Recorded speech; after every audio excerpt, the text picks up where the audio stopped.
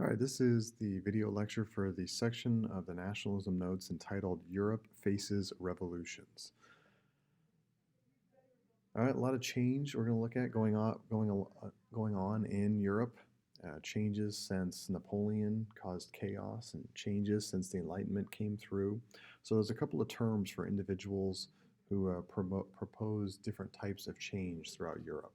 The first one are those who are called conservative. And there's a combo here between definition and question number one, too. So there's a conservative definition, vocabulary word, and then there's also a conservative under question one. So let's start with the question one part. Those who were conservative within societies typically were the wealthy. So this is for number one, property owners, and nobility. So typically these people had a conservative political philosophy. Now what that means, a conservative political philosophy, is that they argued for protecting the traditional monarchies of Europe. And it makes sense. These people were doing well under the old system. Why change things? All right, another group of individuals who promoted change were known as liberals. Liberals consisted of business leaders, this is for question one, and merchants. And I forgot one. Forgot to mention it. If we go back here for a second. Middle class as well over here. The middle class, business leaders, and peasants. And what liberal means is that people who wanted more power to elect parliaments, but only to the educated and landowners. So that's like a little bit of change. And it makes sense because it typically describes their situation in the nations that they lived in. And then the third possible political philosophy is a radical political philosophy. And the people that usually represented the radical political philosophers were the lower class and the poorest people within society. Now they wanted to see the most change because their lives were the most difficult. It makes sense. And what it means to have a radical political philosophy, or be a radical, wanted drastic and change and democracy for all people. Extremely different than what some people were living in prior to what we're going to be looking at. All right, another term that's important, there's two parts to this. Nationalism can mean promote the goals of a nation, often to the detriment of others. It could also be support for a political independence movement for a nation or people. So it can be used in both types. I'll use it for both of those purposes, but just to know those for defining the term is important. All right, in Europe, there was a movement to unite some people that had been kingdoms into nations. So first of all, if you're familiar with this, it says, what nation is in this region today?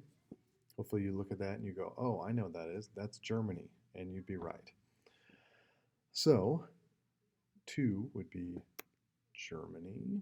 All right, this area right here, which had primarily this pink area, or salmon, had been called just Austria. During the 1800s, it changed its name because a group of people rose up within the empire and wanted their acknowledgement. So it changed and became known as the Austrian-Hungarian Empire, or Austria-Hungary for number 3. All right, another area where people rose up in the south here. This used to be all Ottoman Empire, the last Muslim empire that started in for the last 500 years or so. This little chunk of land that used to be part of the Ottomans broke free, and that's the nation of Greece today. So these nationalistic movements were happening all over Europe. All right, in addition to that, changes were going on in France. This Charles X tried to take France back to absolutism like Louis XIV. You can tell by the way he's dressed. All right, and so people didn't respond too well. So a future leader, Louis Philippe, was the next leader after him and made some changes to France to make it a more democratic nation, established a constitution that implemented a couple of principles like a parliament, kind of like England, and also a strong elected president instead of this line of kings like had been the case in France for so long.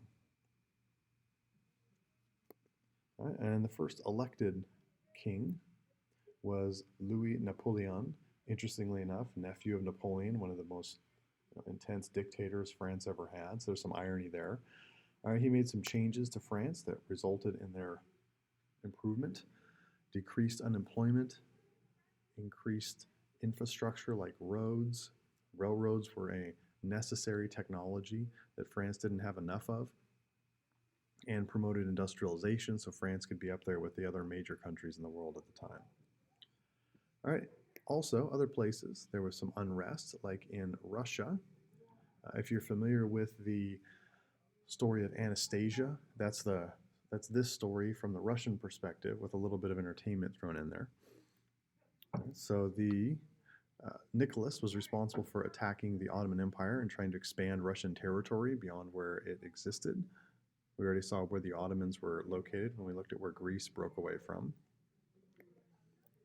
All right, the conflict between them was called the Crimean War, and the Ottomans were declining. Greece had broken away, so they were obviously a little bit weak to let some of their own people rise up and become independent. And Russia was supposed to be this strong, physically, they were huge. Russia is just a huge territory. But this war that they fought was just a beatdown by the Ottomans against the Russians, and it told them something about themselves. The Russians is that they were behind everybody else, industrially speaking. They didn't have railroads, they didn't have industry, and in this modern world after the Industrial Revolution, even though they had a lot of land, they were behind even the less advanced countries of the world. So some changes started to happen in Russia. They changed the structure. Alexander II freed a bunch of the serfs and changed the labor structure of Russia that was still using feudalism. And this was called the Edict of Emancipation to try to help. A lot of these farmers were forced to move into cities and work in factories, so it wasn't a ton of emancipation, but it was an example of change that was going on in Russia. All right, Alexander was assassinated because this wasn't a great